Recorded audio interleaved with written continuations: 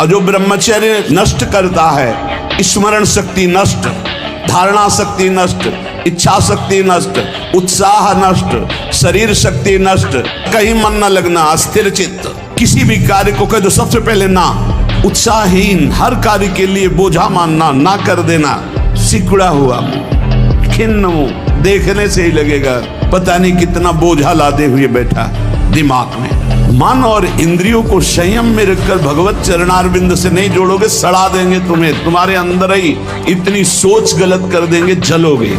रोज सत्संग में घुमा घुमा करके, चाहे आप 15-20 मिनट ही करें, व्यायाम करें, 2-3 किलोमीटर आप दौड़ो, चलो बाहर दौड़ने के लिए, नहीं तो ऐसे यंत्र चल गए। शरीर को एक बार पसीना पसीना करो, थोड़ी सी बैठक, थोड़ी सी देर, थोड़ा व्यायाम करो। ये साधना के लिए, भगवत प्राप्ति के लिए कह रहे हैं, कोई कुश्ती लड़ने के लिए नहीं कह रहे, ये जरूरी है। ब्रह्मचर्य अखंड वीर्य धारण करने वाला कोई मनुष्य नहीं हो सकता, वो साक्षात देव हो जाता है। कोई भी ऐसी सिद्धि नहीं जो ब्रह्मचारी को प्राप्त न हो। इससे बड़ा उत्कृष्ट तप कोई नहीं है, सबसे बड़ी तपस्या है।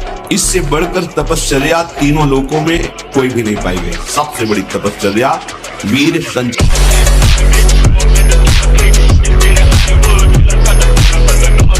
ये बहुत शोध की बात कह रहे हैं, जब तक ब्रह्मचर्य नहीं है ना, सब नाटक होता रहता है बच्चा। ये जो धारणा करने की सामर्थ्य सुना और एकदम वो ब्रह्मचर्य में होती है। थोड़ी देर में सो जाना, थोड़ी देर में सब चेहरे बुझे हुए, काहे अंदर कई प्रश्न उत्तर, अंदर कई वासनाएं, ये सब मिटा दो। इनको मिटाने के लिए अवसर मिला है। एक नियमावली, जो समय उठने का उसी समय उठे, जो समय का शयन का वही समय, जो आहार का बस ठीक आहार के समय थोड़ा आहार ले लो। कम ब्रह्मचर्य नजर आता है। शर्माने की बात नहीं है, ये इससे सुधार होता है। छोटे छोटे बच्चे ऐसी गंदी चेष्टाएं करके अपने आप को, ये अवस्था कहीं तो किसी भी तरह से गृहस्थ में भी जाने के लिए नहीं है कि आप ऐसे आचरण करें, पर किसको समझावे। इन विकारों का सत्ता स्वरूप सत्य भाव आना ही हमारे लिए पतन का कारण है। इनकी सत्ता नहीं, हंसते हुए मिटा दो। ये विकार आपके हृदय में वेग आकर के आपको परेशान कर रहे, कब? जब आप उनका महत्व देते हैं। अगर आप तत्काल हट, बस साधक का इतना ही होता है, अंदर से ऐसे किया, इसका कोई महत्व नहीं, आगे लग गया, नामबाड़ी में लग गया, नामबाड़ी में चित्त को लगा। आप देखो तो करके, थोड़ी देर जलन हुई, शांत हो गया, फिर जो जलन आई थी वो जलन अगली बार कम आएगी, फिर और कम आएगी, फिर और कम आएगी, फिर एकदम खत्म हो जाएगी। एक दिन ऐसा होगा कि आप समस्त विषय भोगों के बीच में रहते हुए आप निर्मल रहेंगे। प्यारे, बहुत बड़ा दांव लग गया है, बाजी जीत लो, हारना मत, चूकना मत। एक निमिष के लिए भी ध्यान न छूटे, नाम न छूटे, फिर देखो कौन विकार तुम्हें परास्त करता है। प्रत्येक हार में विजय छुपी होती है, ये सूक्ष्म बात कह रहे हैं। प्रत्येक पराजय में विजय छुपी होती है, ये कोई सूक्ष्मदर्शी ही जान सकता है। घबराने की बिल्कुल जरूरत नहीं।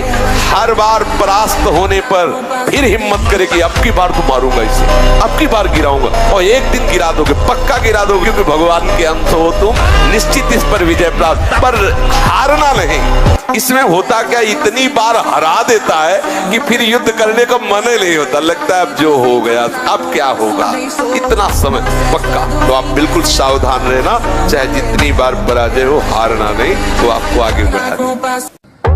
जैसे आजकल बहुत बड़ा खतरनाक चल गया है स्मार्ट मोबाइल, इंटरनेट। उसमें क्या है कि बहुत से बच्चे विषयाकर्षण के कारण गंदी फिल्में, जिनमें हमारा शास्त्र आदेश करता है किसी भी पक्षी को भोग करते न देखे, भागवत अन्य शास्त्र भी आदेश करते, और हम मनुष्यों का भोग देखें उसमें, और हम सोचे कि हमारा आप कोई क्रिया ना करो, केवल गंदे वो भोग संबंधी चित्र देख लो, तो आपके मन में जो संस्कार बन रहे हैं, जो कामोत्तेजक भाव बन रहे हैं, वो आपको ब्रह्मचर्य नहीं रहने देंगे। सोते जागते उठते बैठते आपका वीर स्खलित हो जाएगा। इसलिए साधक बहुत शीघ्र ऐसे मोबाइल को त्याग दे। लेकिन अगर आप वो देखते रहे गंदे चलचित्र जो क्रियाएं भोग की कर रहे, तो आपको ब्रह्मा भी नहीं संभाल सकते कि आप ब्रह्मचर्य वीर शक्ति को रोक सके चरण होने से। दूसरे लोग मुझे अच्छा समझे इसलिए मेरा व्यवहार कपटपूर्ण नहीं होना चाहिए। हम अंदर से जैसे वैसे ही बाहर रहे, सुधर जाएंगे, प्रभु प्रसन्न हो जाएंगे। प्रभु को कपट अच्छा नहीं लगता, मोहि कपट छल छिद्र न भावा। इसलिए आप सरल बनिए, आपका स्वभाव सरल हो, आपकी वार्ता सरल हो। आप अंदर बाहर से दो बातें ना कीजिए, अंदर से कुछ और बाहर से कुछ और, ऐसा ठीक नहीं है। क्योंकि अंतर्यामी प्रभु आपके हृदय में बैठे हैं और उन्हीं से मिलना है और उनको ये पसंद है नहीं, तो आप ऐसा आचरण क्यों करते हैं? अंदर बाहर एक रहिए, आपकी कथनी और करनी एक होनी चाहिए। आपके अंतः में जो संकल्प बन रहा है वही वाणी में आना चाहिए, जो वाणी में बोल रहे हो वही आपके हृदय में होना चाहिए। इसे आर्जवम कहते हैं। साधक को सरलता अपनानी चाहिए। जो ऐसे सद्गुणों से युक्त होता है भगवान उसे बहुत प्यार करते हैं। तो आपको पहली बात कसम खाना होगा, दृढ़ निश्चय करना होगा, मैं किसी भी तरह से वो क्रिया नहीं करूंगा। समझ रहे ना? और दूसरी बात, ऐसा दृश्य, ऐसे लोगों से वार्ता, ऐसा संग जो हमारी उस क्रिया को करने के लिए प्रोत्साहन दे, वो छोड़ना होगा। तीसरी बात, हमारा भोजन सात्विक हो, भोजन सत्वगुणी हो। बहुत मिर्च मसाला मांस और ये सब जो गंदे चीज, इससे फिर आपने उबर नहीं पाएंगे इसमें जो आपने लिखा है। और फिर आखिरी बात यह है कि किसी आयुर्वेदिक अच्छे वैद्य से मिलकर पुष्टता की औषधि लीजिए, जो आपकी धातु पुष्टता करे उसकी औषधि लीजिए। संयम से रहिए। कई महीने तक आपको बिना किसी चेष्टा के दोष दिखाई देगा, बिना किसी चेष्टा के पात भी दिखाई देगा, धातुपात होना। आप घबराना नहीं, अगर संयम से चलोगे तो कुछ समय बाद धीरे धीरे ठीक होने लगेगा।